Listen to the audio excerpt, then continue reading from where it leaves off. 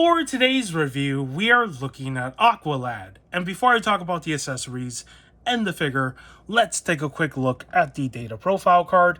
And as you can see, there is this beautiful comic book artwork of Aqualad using his powers and riding the waves. Pretty cool illustration. On the backside, you do have your usual read-up for who the character is. His real name is Kaldor Wam. I'm pretty sure I pronounced that last part wrong.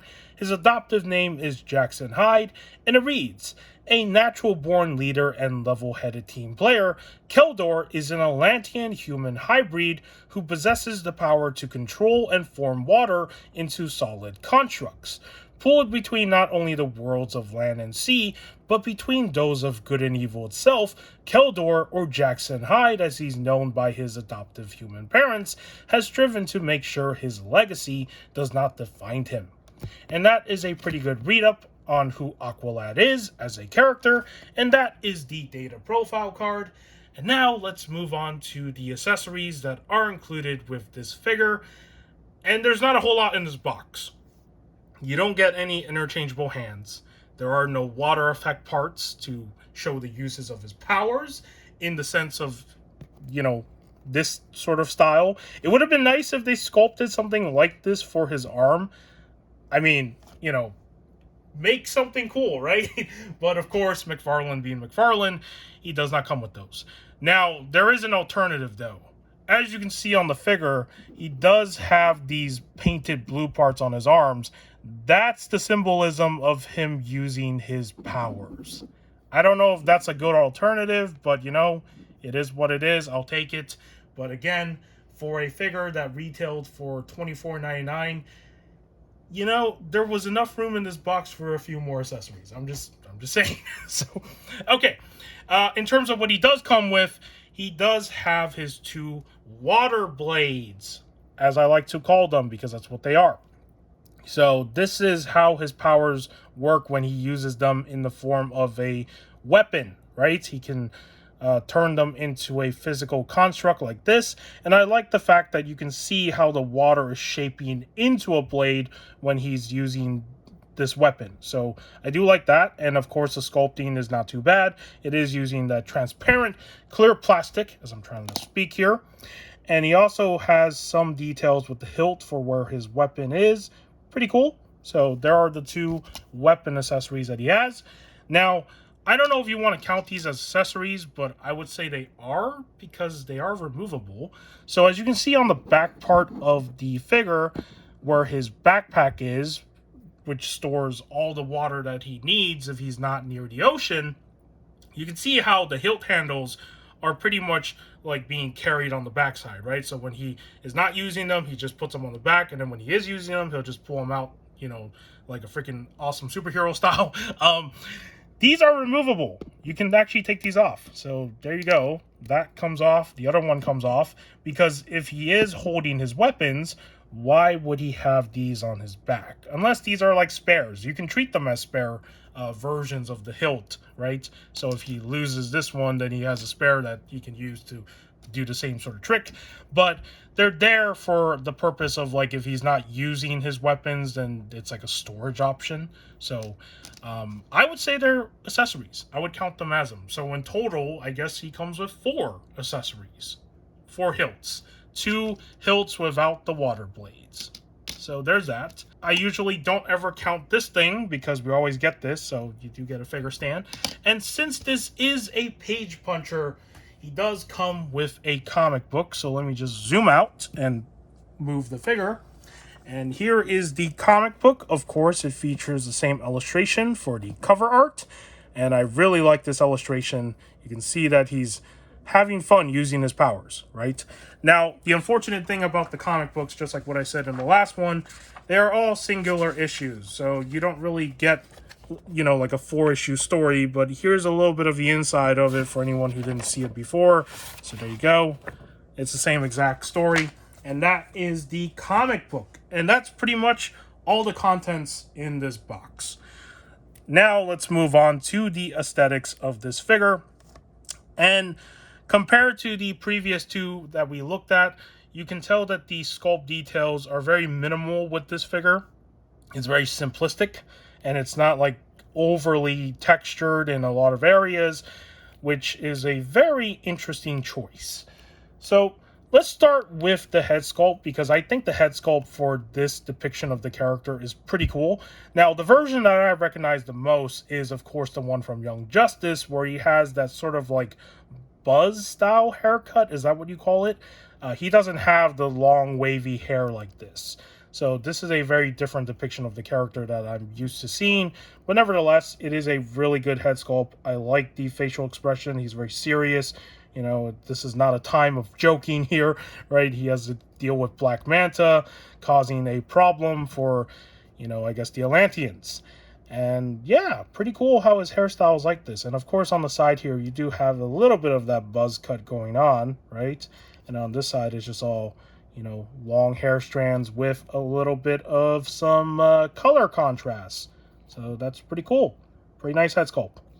And for his torso, you can see how the texturing of his costume here, it's very similar to this Aquaman, kind of. Or is it similar to the other one? Actually, let me grab the...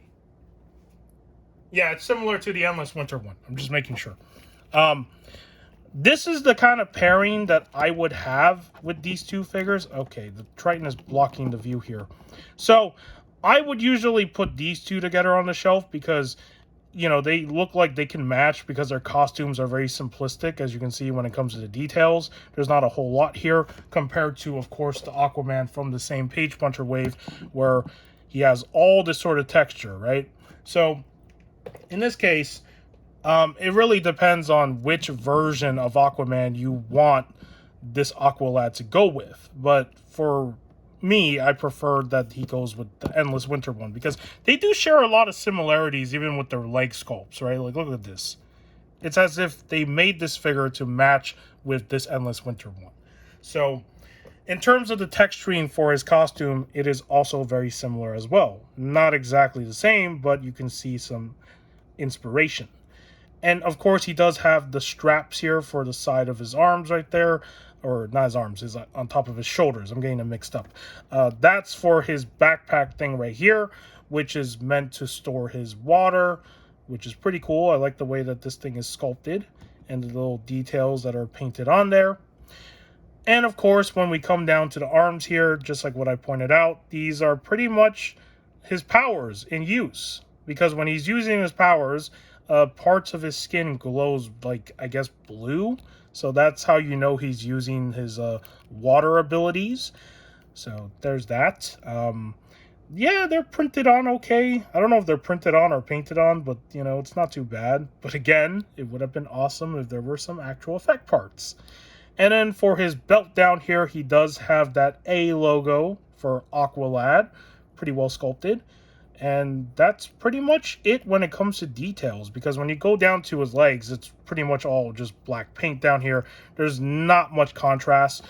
Down here by his shoes, you do have a little bit of contrast. You can see that there's orange painted on the bottom here. So when I said that this figure is very minimal with the sculpt details and all that stuff, it is, right? It's very simplistic. So that is pretty much all the aesthetics, right? Well, actually, let's just point this out as well. He does have a little bit of this mixture of the black and the orange. But yeah, that's pretty much it. Okay, that will cover the aesthetics for this figure. And now let's move on to the articulation. So let's start with his head sculpt. He can look up, which is actually pretty good because, you know, the last two figures that we looked at from this wave can't seem to look up at all. So that's a problem. He can also look down decently. He can turn his head left and right. He can tilt his head side to side. So in terms of the articulation for the head sculpt, it's pretty good. As for his arms, they can go out this high up. He can swing them all the way back and forth with no issues. He does have double jointed. He also has the bicep swivel up here. He has swivel in the hands and, of course, wrist articulation.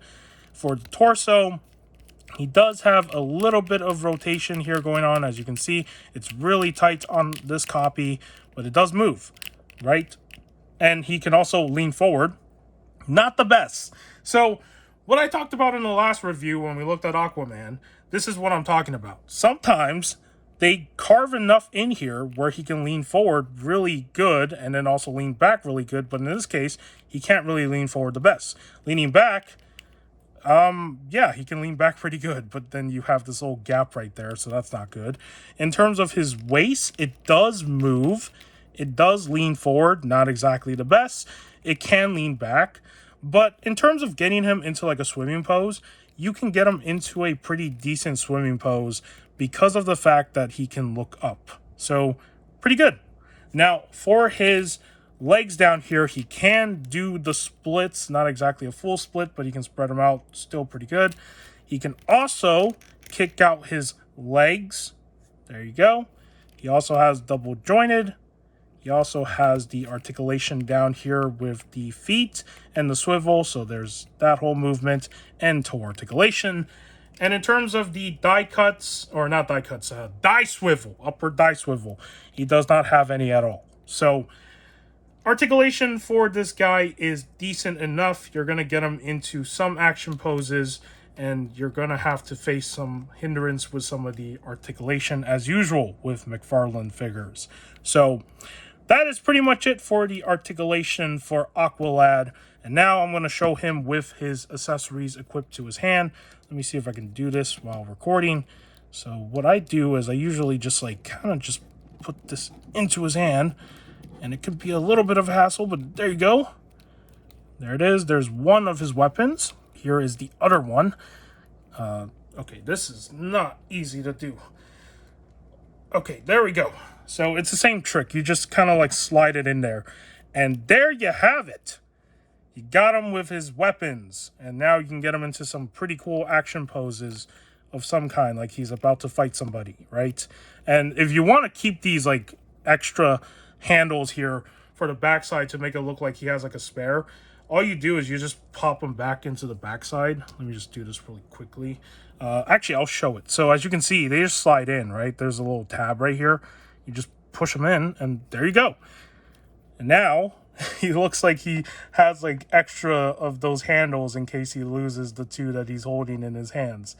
So there he is with his accessories. Really cool.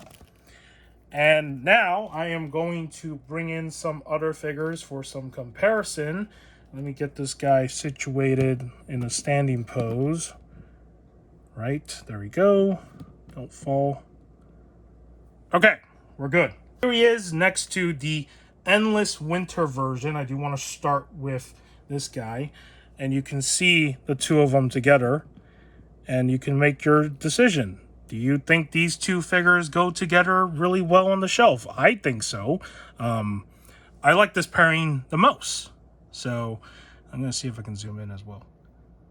Yeah, that's a pretty good pairing right there, in my opinion. So there's the... Okay, he fell over. I knocked him over when I moved the Endless Winter Aquaman.